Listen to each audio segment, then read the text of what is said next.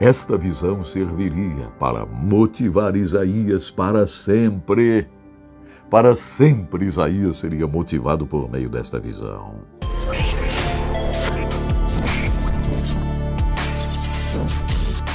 Continuamos aqui, pelas páginas da Bíblia Sagrada, experimentando avivamentos que corações tiveram, poderosos avivamentos diante de Deus. E hoje nós vamos para o segundo livro de Crônicas, onde nós estamos. Vamos ao capítulo 29. Capítulo 29. Vamos ver como Deus está preparando o terreno para que haja um reavivamento.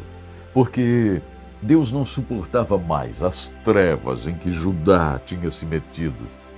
Trevas, mais uma vez, o povo tinha se esquecido de Deus. Veja que coisa tremenda. Mais uma vez, coisas absurdas acontecendo. Lembram do reino de Uzias, por exemplo? Um reinado longe daquilo que Deus queria. Mas Deus vai preparar o terreno. Deus vai preparar as coisas. E Deus vai procurar pessoas dispostas a terem um coração reavivado, dispostas a pagarem o preço para que pudessem ajudar a trazer um reavivamento para o povo de Judá, pudessem ajudar a acender o fogo de Deus novamente em Judá. E Deus vai preparar esse terreno. Aqui, no capítulo 29 de 2 Crônicas, nós vamos ver algo acontecendo. Ezequias assume o trono. Rei Ezequias, e se você procurar estudar sobre reavivamento do povo de Israel, de Judá, você vai acabar chegando no reavivamento do rei Ezequias. A forma como ele começou a reinar, a forma como ele limpou o templo, a forma como ele reformulou as coisas. Mas para que isso acontecesse, é muito interessante nós observarmos alguns nomes. Então vou dizer seguramente, olhando para a palavra, eu vejo que Ezequias foi responsável por um poderoso reavivamento em Judá. Eu quero ser responsável por um reavivamento na minha geração. Eu quero ser responsável por um reavivamento entre aqueles que estão próximos a mim. Eu quero ser responsável por levar esta luz maravilhosa, esse aquecimento do Espírito Santo para o meu estado, para o meu país, para o mundo. Eu quero. E aqui nós vemos nomes de pessoas que estavam dispostas, inclusive, a pagar um preço. Oséias, Isaías, que já estavam profetizando por aqui, olha só. Isaías estava profetizando já o fim daqueles que estavam afastados de Deus. Porém, Ezequias, ele resolve dar ouvidos à profecia de Isaías. Eu acho isso maravilhoso.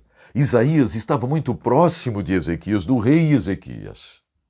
Veja, Isaías entrava no palácio, ele falava com Ezequias, ele dava ordens que vinham de Deus para Ezequias, e Ezequias ouvia isto. Então, isso aqui foi uma oportunidade maravilhosa que Ezequias teve. Aliás, Ezequias poderia ter escolhido, não dar ouvidos a Isaías. Não, eu não vou dar ouvidos a esse profeta aí, a esse profeta que vem com suas palavras absurdas. Não. Ezequias dá ouvido a Isaías. Veja, Deus preparou tudo para que Isaías pudesse chegar, para a gente falar no reavivamento que o rei Ezequias proporcionou através do seu relacionamento com Deus e seu coração humilhado diante de Deus. Nós precisamos falar sobre Isaías. Porque aqui, em Isaías, no capítulo 6, onde Isaías é reavivado. Porque Isaías não estava reavivado coisa nenhuma, Isaías estava conformado. Mas chega a hora em que Deus diz, olha, Isaías, eu preciso que você bata o seu pé e fale de verdade. Eu preciso que você, Isaías, deixe o meu fogo queimar o seu coração. Isaías, chegou o momento de você ter um coração em chamas, Isaías. Eu preciso que você fale, Isaías. Eu preciso que você verdadeiramente seja meu representante na terra. Eu preciso que você leve Ezequias a enxergar o caminho do reavivamento para o povo de Judá. Isso acontece em Isaías capítulo 6. No ano em que o rei Uzias morreu. Se foi o rei Uzias, perverso, afastado de Deus. No ano em que morreu o rei Uzias, sempre tem que morrer alguma coisa que está atrapalhando a nossa vida. É verdade, alguma coisa temos que deixar para trás. O avivamento exige um preço a se pagar. Então, no ano em que o rei Uzias morreu, no ano em que as coisas mudaram por aqui, vamos dizer assim, olha só. Eu vi, Isaías diz, eu vi o Senhor assentado num trono alto e exaltado, e a aba de sua veste enchia o templo. Oh, meu Deus, aqui começa um mover extraordinário na vida de Isaías, que, não esqueça, vai ter um papel fundamental em tudo que aconteceria na vida de Ezequias, no reinado de Ezequias. E olha só, continua o capítulo 6 de Isaías.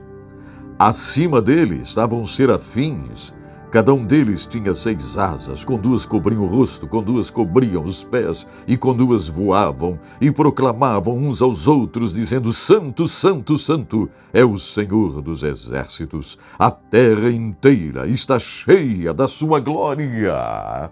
Isso aqui foi a visão que Isaías teve, gente. Esta visão serviria para motivar Isaías para sempre. Para sempre Isaías seria motivado por meio desta visão. Observe agora, verso 4 de Isaías 6. Ao som das suas vozes, os batentes das portas tremeram e o templo ficou cheio de fumaça. Então gritei: ai de mim, estou perdido, pois sou um homem de lábios impuros e vivo no meio de um povo de lábios impuros. Os meus olhos viram o Rei, o Senhor dos exércitos. Isaías estava acostumado a ver reis aqui na terra. Isaías vivia lá no palácio do rei Uzias.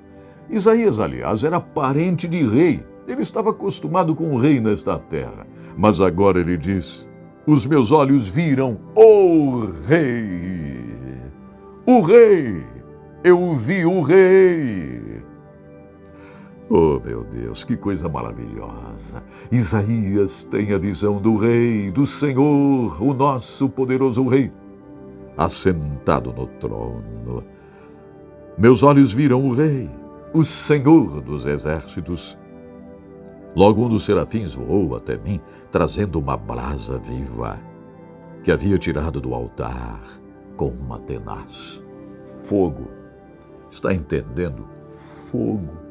É, fogo. E acontece o quê? Com esta brasa, tocou a minha boca e disse: veja isto, tocou os seus lábios, por isso a sua culpa será removida, o seu pecado será perdoado. Interessante, culpa. Tem muita gente por aí que não gosta quando pregadores, escritores falam sobre a culpa, como a culpa atrapalha, como a culpa impede as pessoas de realizarem algo, como a culpa coloca as pessoas para baixo, como a culpa leva as pessoas a não serem relevantes. Tem pessoas que torcem o nariz para esse tipo de mensagem. Está aqui, é bíblico.